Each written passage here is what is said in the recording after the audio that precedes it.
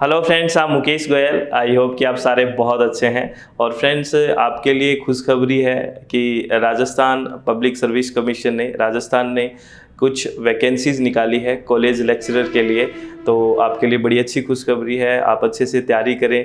तो assistant professor भी बोलते हैं, कॉलेज लेक्चरर भी बोलते हैं, उनकी वैकेंसीज़ निकाली है, ठीक है ना।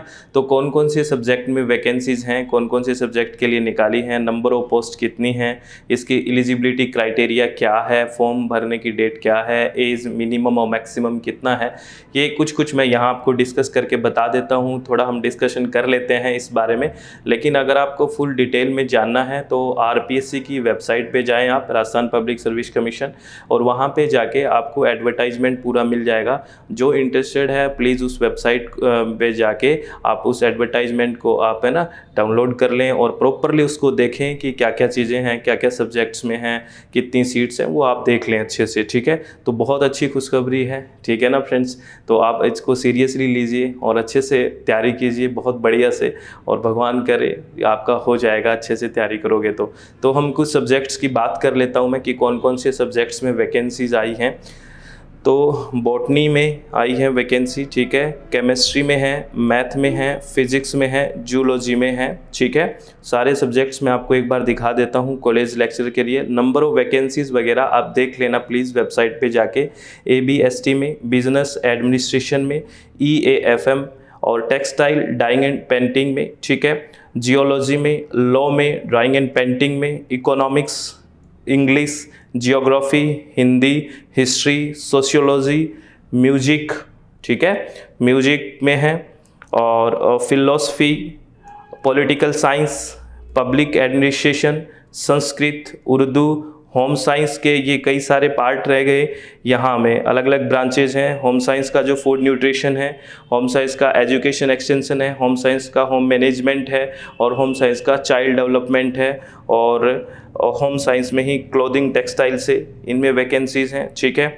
और एग्रीकल्चर में, ठीक है, एंटोमोलॉजी और पंजाबी, ये 31 सब्जेक्ट्स हैं जिसमें वैकेंसीज आई हैं, आरपीएससी ने निकाली है।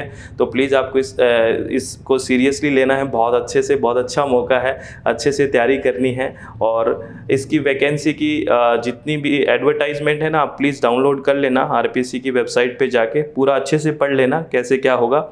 और इसके लिए इसमें एलिजिबिलिटी क्या है वो मैं थोड़ा आपसे डिस्कशन कर लेता हूँ। एक तो वही बात है, पहला है गुड एकेडमिक रिकॉर्ड होना चाहिए, एटलीस्ट 55% मार्क्स होना चाहिए, किसमें, मास्टर्स में 55% मार्क्स होना चाहिए मास्टर्स में। और इसके अलावा और क्या होना चाहिए, आपका नेट क्वालिफाई होना चाहिए। ऐसे सब्जेक्ट्स जिसमें यूजीसी कंडक्ट करवाती है तो यूजीसी का नेट होना चाहिए, और ऐसे सब्जेक्ट जिसमें CSIR कंडक्ट करवाता है वो CSIR नेट होना चाहिए। जैसे केमिस्ट्री है, बॉटनी है, जूलॉजी है, वो CSIR कंडक्ट करवाता है। और जो हिंदी है, और हमने जो सब्जेक्ट्स की बात करी बहुत सारे, हिस्ट्री वगैरह, ये सब UGC कंडक्ट कराता है। तो इनके आपका नेट क्वालिफाई होना चाहिए। और अगर नेट नहीं है, अगर राजस्थान का स्लेट या सेट क्वालिफाई है तो वो भी एलिजिबल है, ठीक है ना फ्रेंड्स, बात समझ गए। और इसके बाद जो PhD डिग्री अवार्डेड हैं, ठीक है, उनको छूट दी गई है नेट से अकॉर्डिंग टू रेगुलेशन 2009। ये भी आप देख लेना, पढ़ लेना अच्छे से पूरी वैकेंसीज़ के बारे में कि कहाँ कितनी पोस्टें आई हैं, ये ध्यान रखना है आपको, ठीक है। और आगे बात करते हैं इसी के बारे में कि एज का क्या है, एज का मिनिमम और मैक्सिमम कितना है। तो एज का जो लिमिट है वो है 1/7/2020 को, मान लो 1 जुलाई 2020 को उसका जो मिनिमम एज है वो 21 ईयर होना चाहिए, न्यूनतम 21 वर्ष, और मैक्सिमम 40 ईयर होना चाहिए, 40 वर्ष होना चाहिए, या 40 वर्ष से कम लिखा हुआ है तो 40 वर्ष से कम होना चाहिए, दिनांक 1/7/2020 से कैलकुलेट करके। और उसमें कुछ है ना, आपको यहाँ पे जो मैक्सिमम एज लिमिट है वहाँ पे कुछ छूट दी गई है। तो कहाँ कहाँ छूट दी गई है एक बार आप देख लें। अगर आप 40 ईयर से ऊपर हैं और ये दे रहे हैं तो कुछ एज में आपको क्या दी गई है, कुछ ऐसे फील्ड हैं जहाँ पे आपको एज में छूट दी गई है। कई जगह 5 साल है, 10 साल भी है, ठीक है ना। और एक जगह तो अपर लिमिट ही नहीं है, वो एज लिमिट नहीं है। जैसे विडो एंड डाइवोर्स वुमेन है, उनके लिए कोई भी अपर एज लिमिट नहीं है। तो ये सारी चीज़ें आप देख लेना एक बार, ठीक है ना फ्रेंड्स। और हम कुछ बातें इसमें और कर लेते हैं कि इसके अंदर और क्या क्या रहेगा, कि फॉर्म भरने का क्या रहेगा। आवेदन की जो अवधि है फॉर्म भरने का जो रहेगा वो 9/11 से शुरू होएगा, ठीक है, यानी कि 9 नवंबर से शुरू होएगा, ठीक है, फॉर्म भरना। और कब तक है, 8/12 यानी कि 8 दिसंबर तक फॉर्म भरे जाएंगे, ठीक है, रात्रि 12 बजे तक। तो आप लास्ट टाइम का वेट मत करना। अगर आप सीरियस हैं और इस एग्ज़ाम को क्रैक करना चाहते हैं और आप लेक्चरर बनना चाहते हैं तो अच्छे से टाइम से सारी चीज़ें करें और बिल्कुल चित्त को शांत करके रिलैक्स होकर प्रॉपर वे में स्टडी करें।